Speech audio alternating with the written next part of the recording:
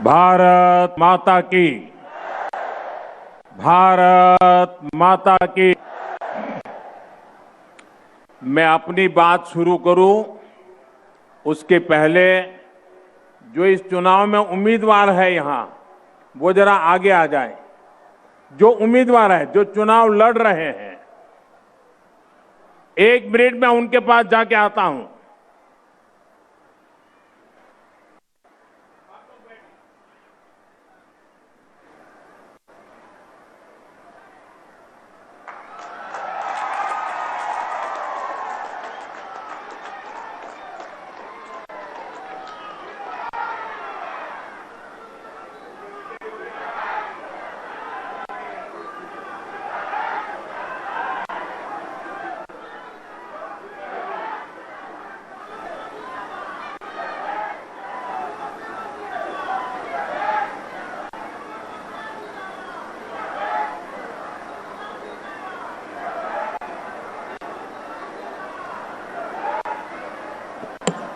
भारत माता की। भारत माता की। नमस्कार। उजोनीर राइजोलोई मोरम आरु श्रद्धा जानाइशो आपुना लोक होकोलुले बोहाग बिहुर उलोक जोनालू।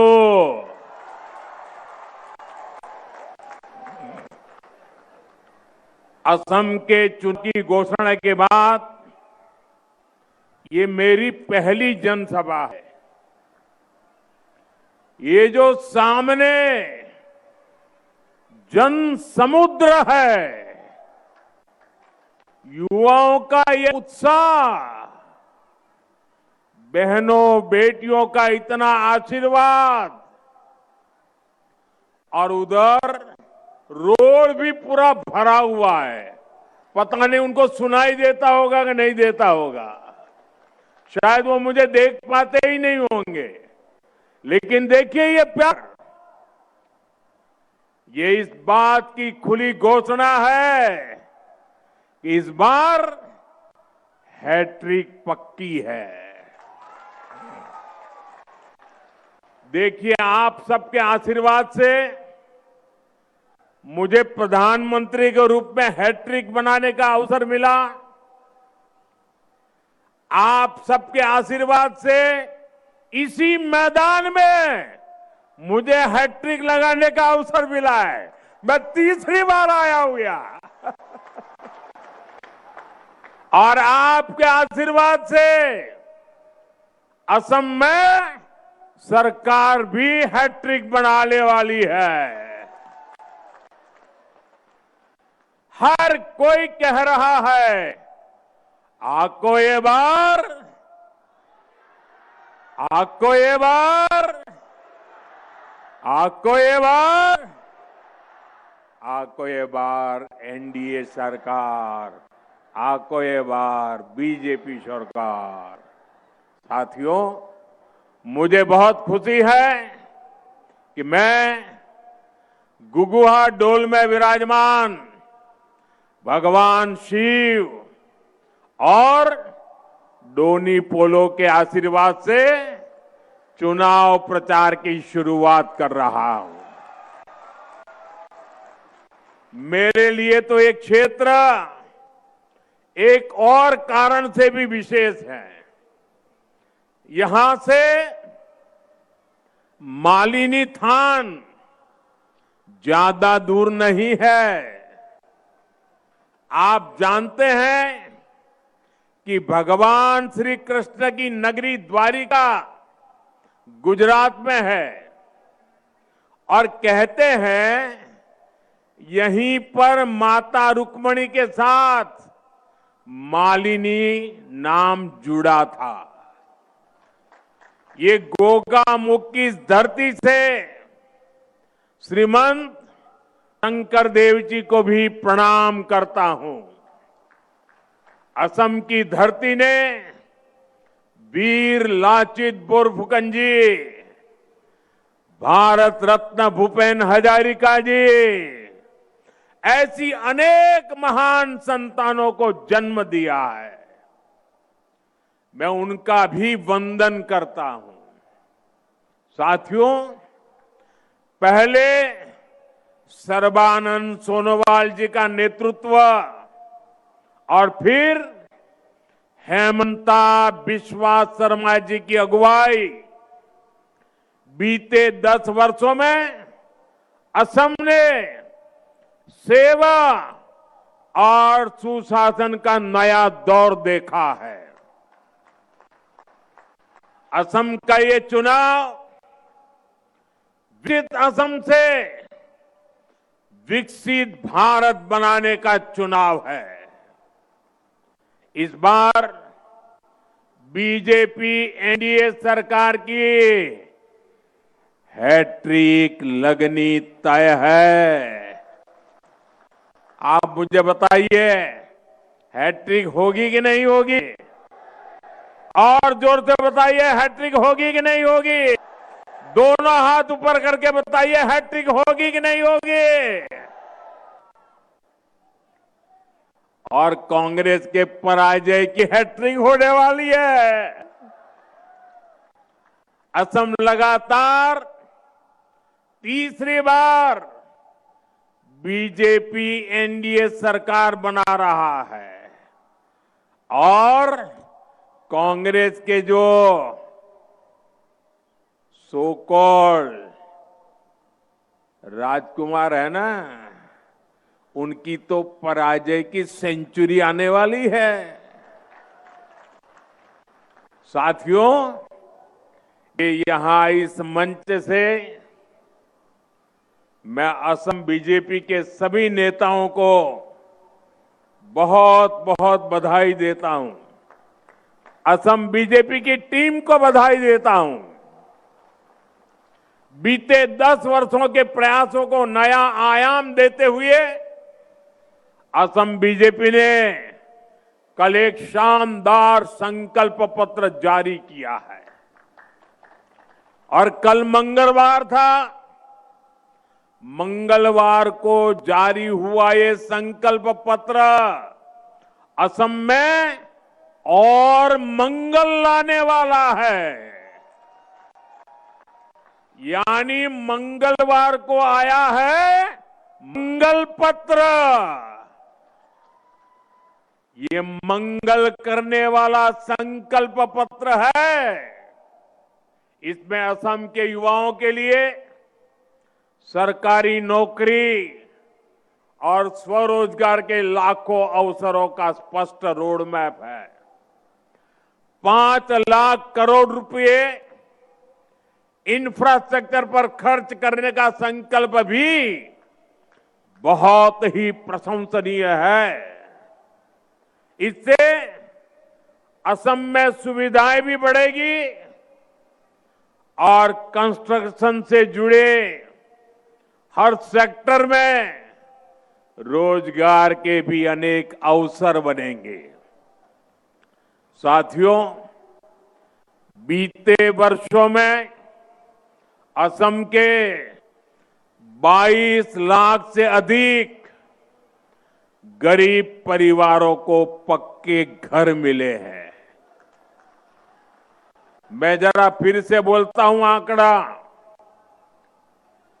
22 लाख से अधिक गरीब परिवारों को असम में 22 लाख से अधिक गरीब परिवारों को पक्के घर मिले हैं। मैं जरा आपसे पूछना चाहता हूं, यहां के गरीबों को ने पक्के घर मिले हैं? 22 लाख। कितने पक्के घर मिले हैं? जोर से बताइए, कितने घर मिले हैं? गरीबों को कितने पक्के घर मिले हैं? ये घर घर पहुंचाइए। 22 लाख गरीब परिवारों को पक्के घर मिलना मतलब उनको एक नई दुनिया का जन्म हो जाता है। बीजेपी का संकल्प पत्र कहता है कि जिनको अभी तक पीएम आवास के घर नहीं मिले हैं, उनको भी पक्के घर मिलेंगे। आने वाले समय में 15 लाख और गरीब परिवारों को पक्के घर की गारंटी पक्की है। गरीब परिवारों के बच्चों को केजी से पीजी तक मुफ्त शिक्षा की घोषणा भी प्रशंसनीय है। साथियों, असम की बहनों बेटियों के लिए तो डबल इंजन सरकार का डबल बेनिफिट और भी आकर्षक होता जा रहा है। मैं जो आंकड़े बोल रहा हूं याद रखोगे? घर घर बताओगे? हर बूथ में बताओगे? मैं बताता हूं, लखपति दीदी अभियान से असम की बहनों को बहुत लाभ हुआ है। अभी तक असम की करीब 3 लाख बहनें लखपति बाइदो बन चुकी है। जरा मुझे बताइए, कितनी लखपति बाइदो बनी है? 3 लाख।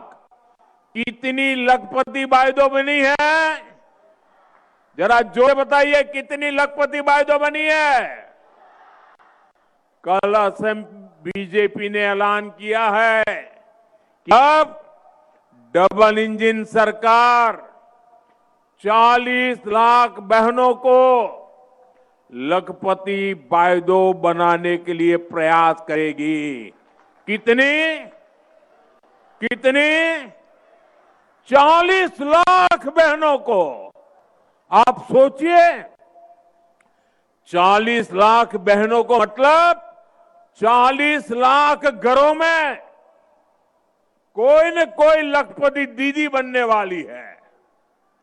साथ ही असम बीजेपी ने अरुणोदय योजना में और अधिक बहनों को जोड़ने में और हर महीने मिलने वाली मदद को बढ़ाने की भी गारंटी दी है। हमारी बेटियों के साथ कोई धोखाधड़ी न कर सके। बेटियों का मान सम्मान और जीवन सुरक्षित रहे, इसके लिए भी अनेक कड़ी घोषणाएं की गई हैं। साथियों, असम में यूनिफॉर्म सिविल कोड लागू करना और हमारे आदिवासी समाज 6 शेड्यूल एरिया की संस्कृति और परंपराओं को सुरक्षित रखना, ये असम की पहचान बचाने के लिए बहुत बड़ी घोषणाएं हैं। और आप जानते हैं, बीजेपी जो कहती है वो करके दिखाती है। साथियों, किसानों का सशक्तिकरण डबल इंजन सरकार की बहुत बड़ी प्राथमिकता रही है। असम के 20 लाख किसानों को अभी तक पीएम किसान निधि के तहत 7,500 करोड़ रुपए मिल चुके हैं। अब असम बीजेपी ने घोषणा की है कि यहां के छोटे किसानों को हर वर्ष 11,000 रुपये अतिरिक्त मिलेंगे। इसके अलावा असम बीजेपी ने ट्रैक्टर, पावर टिलर और गायें खरीदने के लिए बहुत बड़ी मदद देने का ऐलान किया है। साथियों, बारिश और बाढ़ से भी सबसे अधिक नुकसान मेरे किसान भाई बहनों को होता है। मुझे बहुत संतोष है कि पीएम फसल बीमा योजना से असम के करीब 11 लाख किसानों को 730 करोड़ रुपए से अधिक का क्लेम मिल चुका है। लेकिन बीजेपी एनडीए सरकार का निरंतर प्रयास है कि बाढ़ की समस्या का भी स्थायी समाधान निकले। बीजेपी सरकार सैकड़ों करोड़ रुपए यहां आधुनिक तटबंध बनाने पर खर्च कर रही है। ब्रह्मपुत्र की सुबनसिरी नदी की गहराई को बढ़ाने के लिए प्रयास किए जा रहे हैं। Subansiri lower hydro electric project भी फ्लड को कंट्रोल करने में काफी मदद करेगी। अब असम बीजेपी ने राज्य को बाढ़ की परेशानी से मुक्त करने के लिए 18,000 करोड़ रुपए के विशेष मिशन का संकल्प किया है। 18,000 करोड़ रुपए किसानों के लिए। कितने? आपको याद रखना पड़ेगा कितने। जरा जोर से बताइए कितने? 18,000 करोड़ रुपए। कितने? किसानों के लिए इतने। ये पैसा बाढ़ की परेशानी कम करेगा और मेरे किसानों की रक्षा करेगा। इस क्षेत्र के विकास को नई गति भी देगा। साथियों, बीते एक दशक में असम ने विकास का एक लंबा सफर तय किया है। ये जो 20-25 साल के नौजवान हैं, इन्होंने बीजेपी एनडीए का सुशासन ही देखा है। इन्होंने कांग्रेस का राज का वो काला दौर नहीं देखा, जब असम से सिर्फ बम, बंदूक, दंगों और कर्फ्यू की ही खबरें आती थी।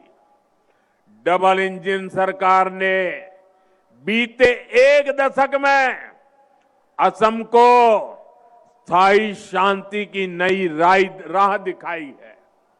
असम के हजारों संतानें बीते एक दशक में बंदूक छोड़कर एक नए भविष्य से जुड़ी है।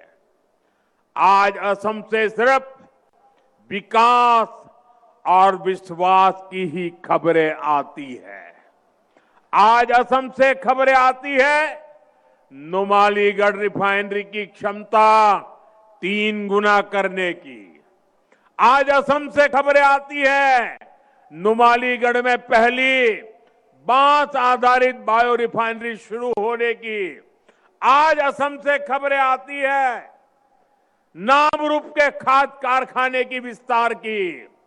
साथियों, एक समय था जब दुनिया में असम की चर्चा चाय के लिए होती थी।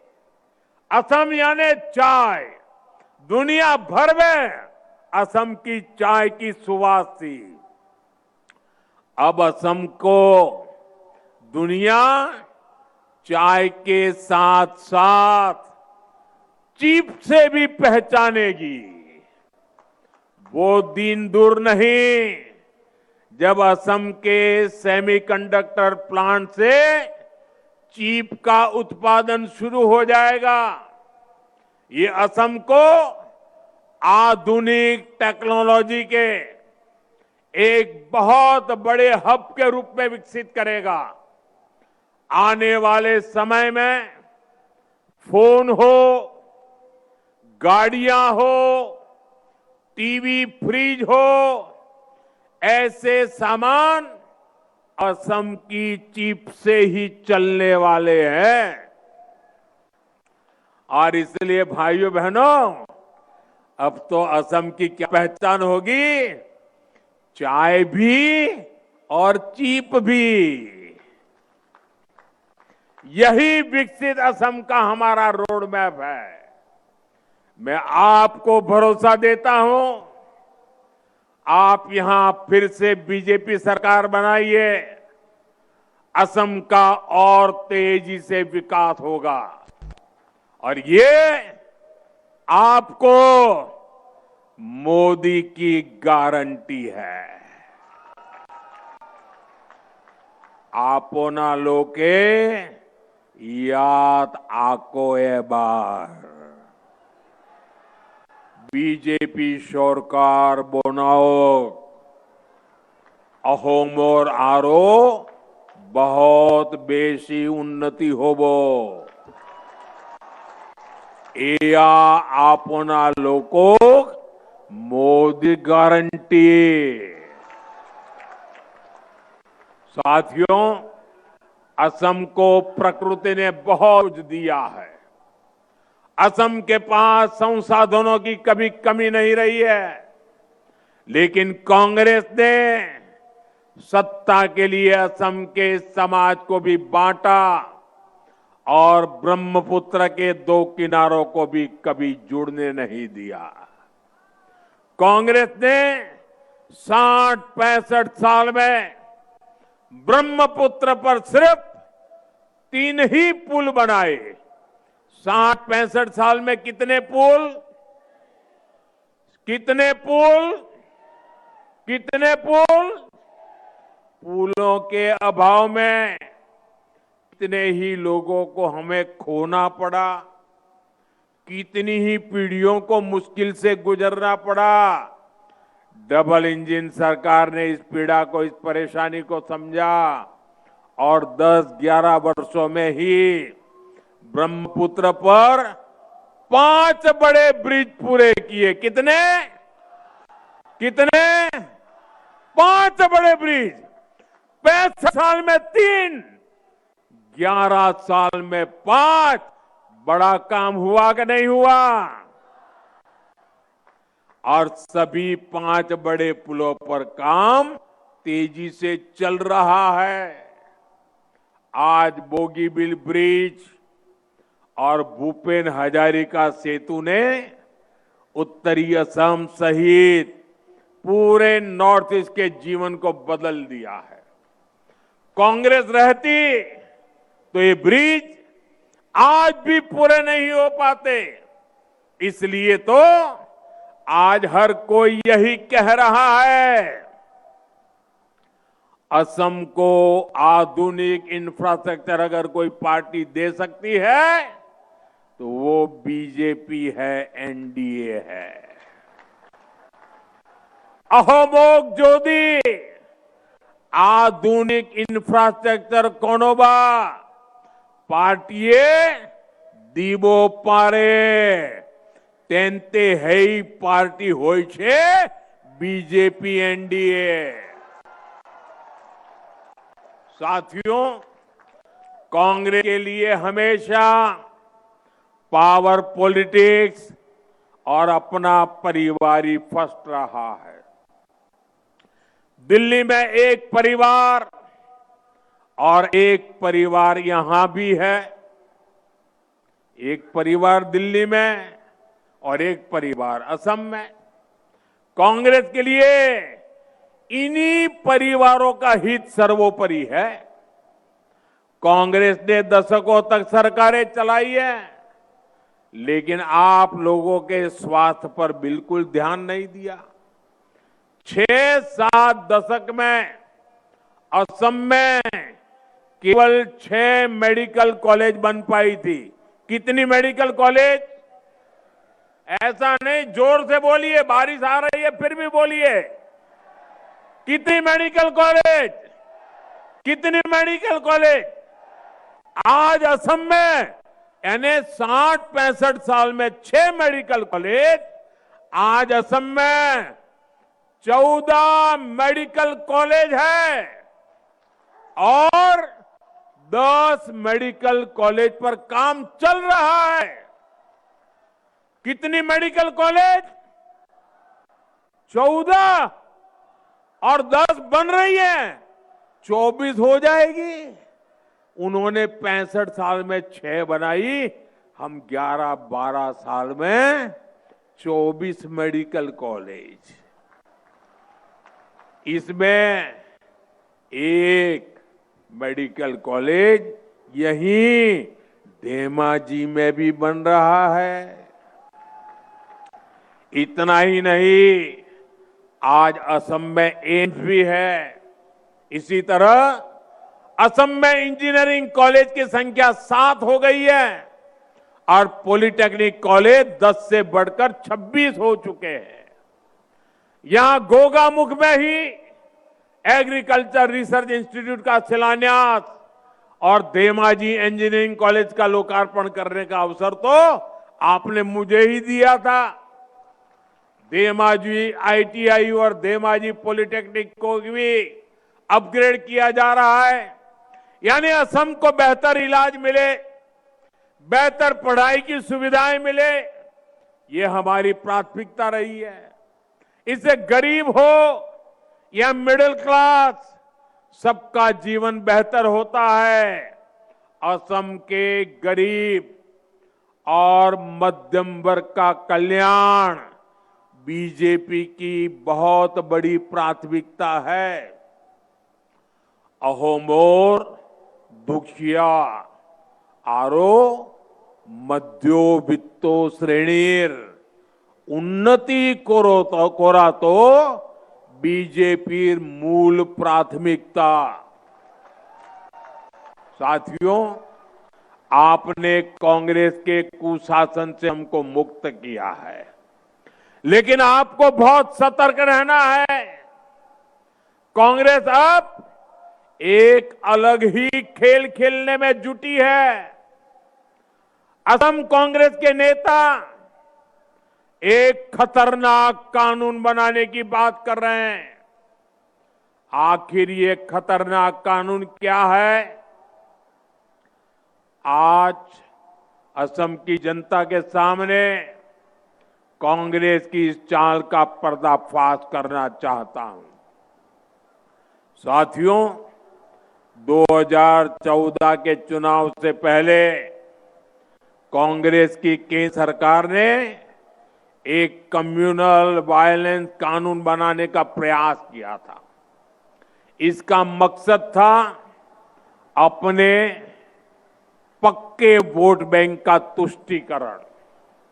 इस बिल में बहुसंख्यकों को दंगे के लिए जिम्मेदार माना गया था। बहुसंख्यक लोग गुनहगार माने गए थे और धार्मिक अल्पसंख्यकों को हमेशा के लिए पीड़ित माना गया था। ये बिल अपने आप में सांप्रदायिक था, इसलिए बीजेपी एनडीए ने संसद में ये कानून नहीं बनने दिया। जी भर के हम लड़ाई लड़े। ये कानून अगर बन जाता और कांग्रेस की सरकार अगर बनी रहती तो देश के बहुसंख्यक समाज का कितना शोषण होता, इसकी आप कल्पना कर सकते हैं। बाबा साहब आंबेडकर ने जो संविधान बनाया, उस संविधान के पीठ में छुरा भोंकने का एक खेल चल रहा था।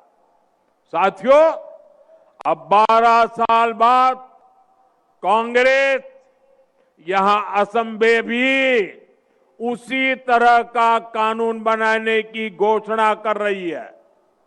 और ये कोई मेरा आरोप नहीं है, खुद कांग्रेस के नेता खुलेआम ये घोषणाएं कर रहे हैं। ये एकदम साफ है कि कांग्रेस अब सत्ता पाने के लिए कुछ भी कर सकती है। अब तो मुस्लिम लीगी माओवादी कांग्रेस बन चुकी है। आजादी से पहले मुस्लिम लीग ने देश को बांटने का खेल खेला, वही काम आज कांग्रेस कर रही है। साथियों, आज कांग्रेस घुसपैठ और घुसपैठियों को भी खुला समर्थन दे रही है। पहले कांग्रेस असम में घुसपैठियों को खुली छूट देती थी, यहां किसानों और आदिवासियों की जमीन पर कब्जे करने दिए। अब जब बीजेपी एनडीए सरकार इस अवैध कब्जे को हटा रही है तो कांग्रेस इस पर भी बवाल कर रही है।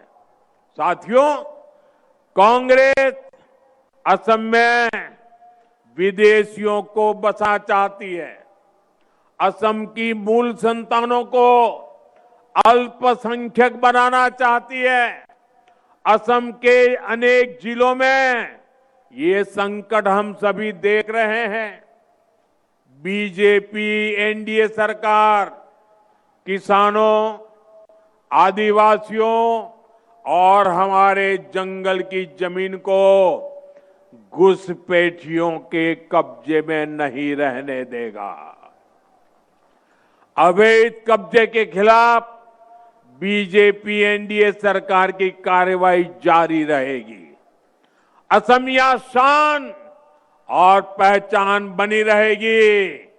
ये मोदी की गारंटी है। साथियों, बीजेपी एनडीए सरकार का मंत्र है नागरिक देवो भव। जो किसी भी कारण से विकास में पीछे छूट गया है, उसके आगे लाना ये हमारी प्राथमिकता है। इसी भाव के साथ हमारी सरकार ट्राइबल समाज के वेलफेयर और विकास के लिए काम कर रही है। लेकिन कांग्रेस ट्राइबल समाज के अपमान का भी कोई मौका नहीं छोड़ती है। यहां मिसिंग जनजातीय समाज को भी दशकों तक कांग्रेस की उपेक्षा का सामना करना पड़ा है। ये हमारी सरकार है जिसने बीते 10 वर्षों में मिसिंग समुदाय के विकास के लिए अनेक कदम उठाए हैं। और ये मेरा सौभाग्य देखिए, ये मिसिंग समाज ने मेरा सम्मान किया है। ये मेरे लिए बड़ा गौरव है। ये मेरी भी शान बढ़ा रहा है। मैं मिसिंग समाज के इस प्यार को सर आंखों पे चढ़ाता हूं। आज सैकड़ों प्राइमरी स्कूलों में मिसिंग में पढ़ाई हो रही है। मिसिंग यूथ फेस्टिवल के आयोजन के लिए करोड़ों रुपए की मदद दी की है। मिसिंग युवाओं के रोजगार के लिए भी डबल इंजन सरकार निरंतर नए कदम उठा रही है। मैं आज जितने भी जनजातीय समाज हैं, सभी को आश्वासन देने आया हूं कि सबके सपनों, सबकी आकांक्षाओं को पूरा किया जाएगा। भाजपा विकास और विरासत दोनों के लिए काम करने वाली पार्टी है। आपकी संस्कृति और आपके सपनों को बीजेपी पूरा सम्मान दे रही है और आगे भी आपकी आकांक्षाओं का हम पूरा ध्यान रखेंगे। साथियों, बीजेपी एनडीए सरकार विकसित असम के लिए लगातार काम कर रही है। 9 अप्रैल को मतदान के पुराने सभी रिकॉर्ड टूटने चाहिए। रिकॉर्ड टूटेंगे कि नहीं टूटेंगे? अपने बूथ में रिकॉर्ड तोड़ोगे? पहले से ज्यादा मतदान कराओगे? सुबह सुबह मतदान करा दोगे? ये जितने बीजेपी एनडीए के उम्मीदवार हैं, ये असम के सिपाही हैं, असम के तेज विकास के लिए प्रतिबद्ध है। आप सभी कैंडिडेट आगे चले आइए। आप इन सभी को जरूर एमएलए बनाइए, बनाएंगे। साथियों, आप मेरा एक काम और करना करेंगे। एक काम करेंगे, जरा हाथ ऊपर करके बताइए, करेंगे? आप यहां से अपने घर जाएंगे, मतदान होने तक घर घर जाना है और परिवार में जिससे भी मिलना हो जाए उनको कहना कि मोदी जी आए थे और मोदी ने आप सभी को बोहाग बिहू की शुभकामनाएं भेजी है। बता दोगे? बोहाग बिहू की शुभकामना पहुंचाओगे? देखिए, आज मेरा सौभाग्य है, आज चुनाव प्रचार के लिए, चुनाव घोषित होने के लिए मैं पहली बार असम आया और आते ही मैंने क्या किया? आज सबसे पहले सुबह मैं टी गार्डन में गया। टी गार्डन में जाकर के टी गार्डन में काम करने वाली बहनों के आशीर्वाद लिए, उनको प्रणाम किया, उनकी शुभकामनाएं लेकर के मैं निकला हूं और मैंने उनसे जिंदगी जिस चाय से मेरी जुड़ी हुई है, उस चाय की पत्ती को कैसे तोड़ते हैं उसको भी सीखा। साथियों, आपका ये प्यार मैं देख रहा हूं, जरा दिल्ली वालों को समझ नहीं आएगा। ये बारिश के बावजूद भी इतनी संख्या में लोगों का खड़े रहना, लगातार बारिश के बावजूद भी इतने लोगों का आना, ये हैट्रिक की गारंटी है, हैट्रिक की। और नामदार के पराजय की सेंचुरी की भी गारंटी है। बोलिए मेरे साथ, भारत माता की, भारत माता की, भारत माता की। बहुत बहुत धन्यवाद।